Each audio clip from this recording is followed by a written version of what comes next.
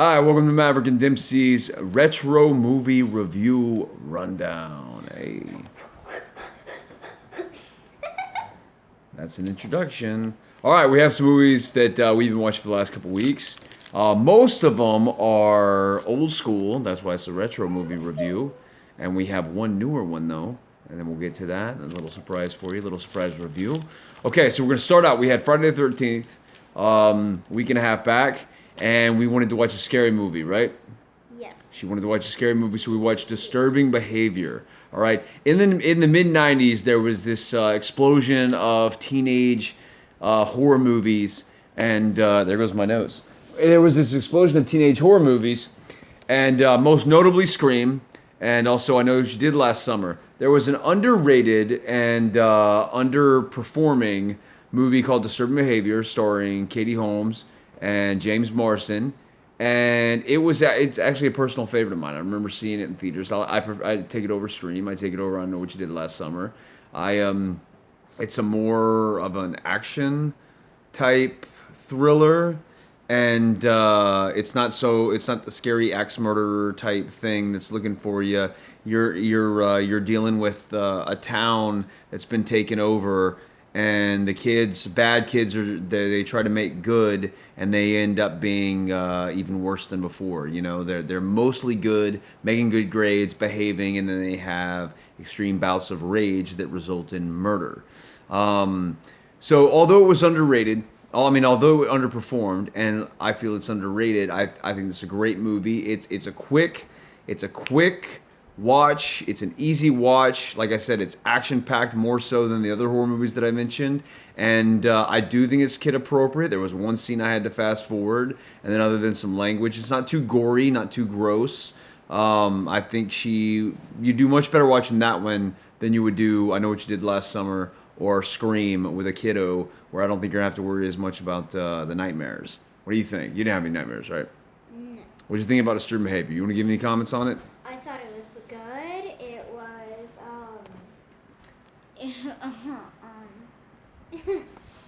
it kind of for me it kind of was really slow, but Well, that defeats exactly what I said about it being a quick watch. The movie's only about an hour and 25 minutes, so I don't know how she thought it moved slow.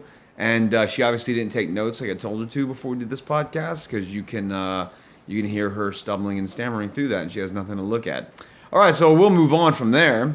From there, we'll go to the romantic comedy that I'd been dying to show her. We watched a week ago, called Mannequin. Most people have heard of Mannequin. Another one that underperformed at the box office somewhat. I think it did pretty well at the box office. I was just like a toddler then, so I don't really know firsthand. But I think it performed pretty well at the box office. You go check the receipts.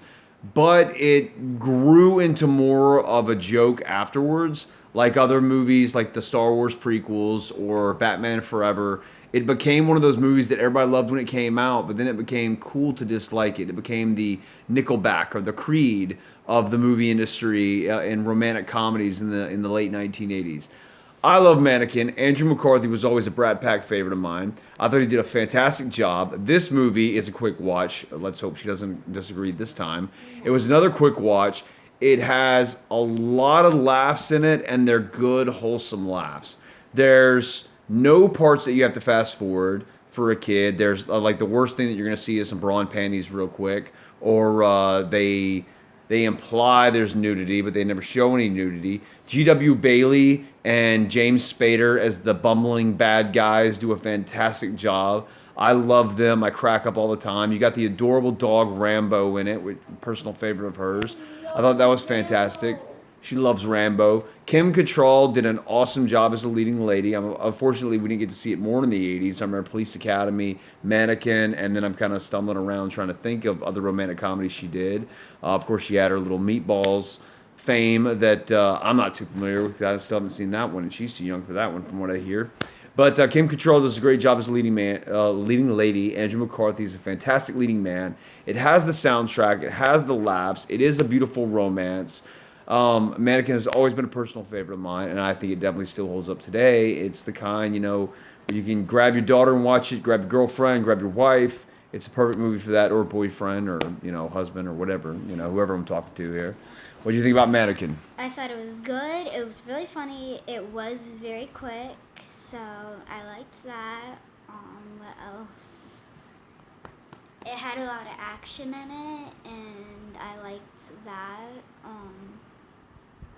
You have got to start taking notes for these. Really good. All right, you want to go take a couple notes on some of the other ones we're going to talk about while I'm talking? Jeez, man. All right. So we had our soccer championship game yesterday, so of course we were going to get pumped up and worked up for that. So we sampled a couple of the soccer movies. These were rewatches that we had seen before, but one of them was a rewatch of a soccer movie, and that was Ladybugs. Ladybugs, starring Rodney Dangerfield and Jonathan Brandis, I believe is the name of the leading actor in that. The late Jonathan Brandis. We watched Ladybugs. Ladybugs is a great movie. Once again, wholesome underdog story. You have Jonathan Brandis plays a boy who is great at soccer, ends up joining his future stepdad's soccer team. It's all girls. He puts on a wig and lightens his voice up a little bit. I thought he did a great job. He had some great acting in it. He had some funny. He did the disgruntled, future son-in-law, not son-in-law, stepson really well. Rodney Dangerfield doing his classic no respect thing. I think he did a great job, kept the laughs going, had some adult humor in there that flew right over her head, but it was fun for me. Like I said, another good underdog story can definitely teach you something, teach your kids something about being the underdog and being the ugly duckling that turns into the butterfly. They have that story in there. They have that story literally with a considered unattractive girl that becomes more attractive, but they also have it with a group of seemingly losers, if I can use that word, become winners in the end. Spoiler alert. I mean, this is retro movie review. I mean, if you're gonna watch a movie with a bunch of 12-year-old little girls, you think they're probably gonna win in the end. This ain't the Bad News Bears. All right, so Ladybug's a great watch. I think it's one of the best soccer movies. I think it's probably the number 2 soccer movie out there with kicking and screaming that'll be on a review coming up with starring Will Ferrell. I think that's number 1. But Ladybugs, I think, is number 2, right above Amanda Bynes' her She's the Man movie, and definitely all those above The Big Green, the Disney movie, and then Bennett Like Beckham never saw a little bit of didn't really dig it, and that Victory with Sylvester Stallone, that was kind of a bore. But Ladybug's very good. Definitely pumped her up. We got our win, just like the girls in Ladybugs did. Once again, spoiler alert. Yay, 6-0. Ladybug's fantastic movie. Rodney Dangerfield does a great job. Good, wholesome family comedy. Her head's not even in the picture anymore. All right, what'd you think? I thought it was good. I Thought it was good. Do you have another adjective to describe any of these movies? I thought it was funny. It did really pump me up for the game. All right. Underdog. You sure you don't want to go take some notes? I'm You sure. sure? All right. Oh, and next week maybe I'll debut a new co-host. It was good. That's exactly what I told her not to do. I said, don't have every review. It was good. It's funny. And that's every single review. All right. Every movie's been good. All right. So then we have Here Comes the Boom. That was a first time for her. The Kevin James mixed martial arts comedy. All right. Kevin James and Henry Winkler, the Fonz, who plays the So Here Comes the Boom. Kevin James and Henry Winkler, right? Oh, this is a fantastic, great underdog story. I honestly think, and this is kind of sad for MMA movies, but I think it's the best MMA movie out there. Other movies just boring. I can't really sit through them very well. This one has the great comedy, which keeps you going. It has the unbelievable love story with Salma Hayek. I don't know how they managed to stick that in there. And then they kind of borrowed Rich Franklin, the real-life UFC former middleweight champion. They kind of borrowed a little bit from his life to make this movie. Great underdog story, which is what we were trying to do before our game, pump us up. Kevin James did a really good job, got somewhat in shape for this. It had some great MMA cameos. It's a great MMA commentary in the movie. I thought it was all around a really good sports movie. You're not going to get a Rocky type of feel out of it, but it is exciting to watch. It's a good comedy, kept her interest, which is important because she's not going to watch Warrior or anything like that, or something, or Never Been Down or whatever these MMA movies are all called. She did watch this one, she sat through the whole thing. It wasn't a quick watch, but it was somewhat of an easy watch. It was once again another hour and a half, which is kind of what she can stand sometimes.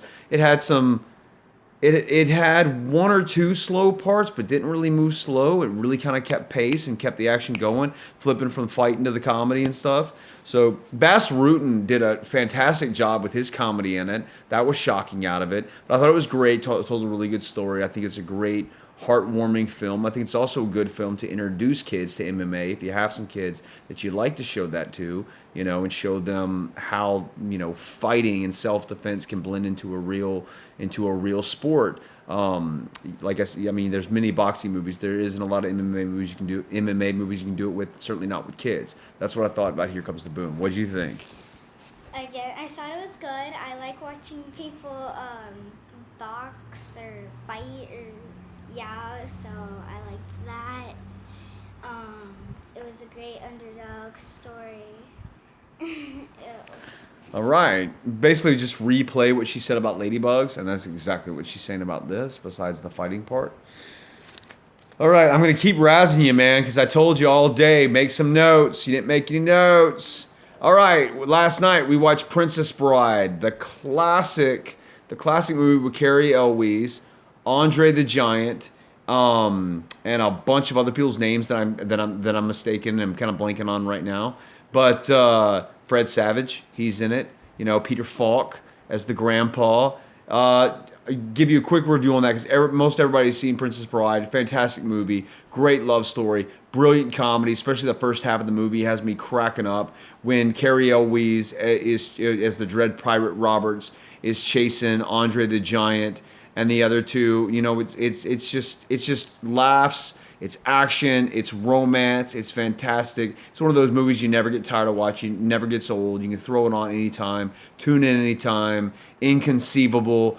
I love that whole bit. It's just one great bit after another, one great actor after another. Billy Crystal with a small part in it, he does a great job. Christopher Guest, I mean, it's just fantastic up and down. There's not one bad performance, not one bad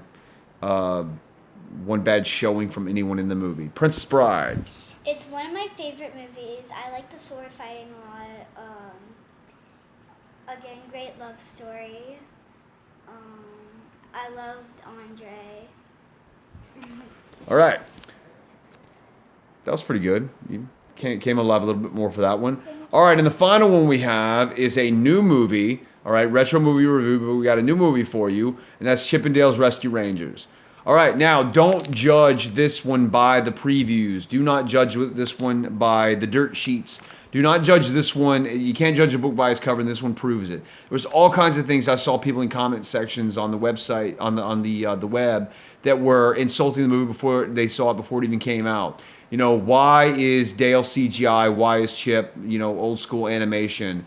Why are the voices different? Why is it like this? Why is it like that? This isn't a reboot. Okay, it's taking characters from an old show and making a movie with them, which I think is fantastic. It's a great idea. They do it like the show was an actual show with real actors, a la Who Framed Roger Rabbit. It's a great cross between real people animation. They don't focus on it too much, which is good. They don't have like tunes and human beings like so many of them have tried to do. They just kind of throw it right where it's normal. Everything's normal. We have cartoons. We have people. It's all real life. That I like. Andy Samberg did a great job. I will right away tell you the two things that made it negative for me was one of the voices. I thought Chip's voice for John Mulaney, however you say his name, I think was absolutely horrible. I would have chosen Glenn Howerton from It's Always Sunny in Philadelphia. Another choice I would have made would have been Dave Foley from A Bug's Life, Kids in the Hall, News Radio. I thought either one of them would have been a much better job of playing that kind of more, not nerdy, but more, business, serious cartoon, but still having the comedy. I thought it would have done a much better job. Glenn Howerton, I think, would have been great at it. doing the when it's kind of like wanting to clunk their heads together like it's Three Stooges, like he does on It's Always Sunny. Thought he would have been a great voice for it. When how Chip feels around Dale and some of the other rescue rangers, some of the other characters in the movie. So that was great. Comedy was great. There was a few jokes that went over the kids' head that the adults will appreciate. There was a lot of jokes for the kids. That was fantastic. Had action. It's a decent length to a movie. It's not a quick watch. It's not a long. There are no dragon parts. I thought it was better than Tom and Jerry, the other cartoon that was brought back into the real world recently. I thought it was better than that, and Tom and Jerry was good, but this was so much better. I think this was a great movie. There aren't many Disney type movies that come out that I like. I can start listing off, but I won't. But like the Incredibles, Toy Story, Emperor's New Groove, those are some that I really like.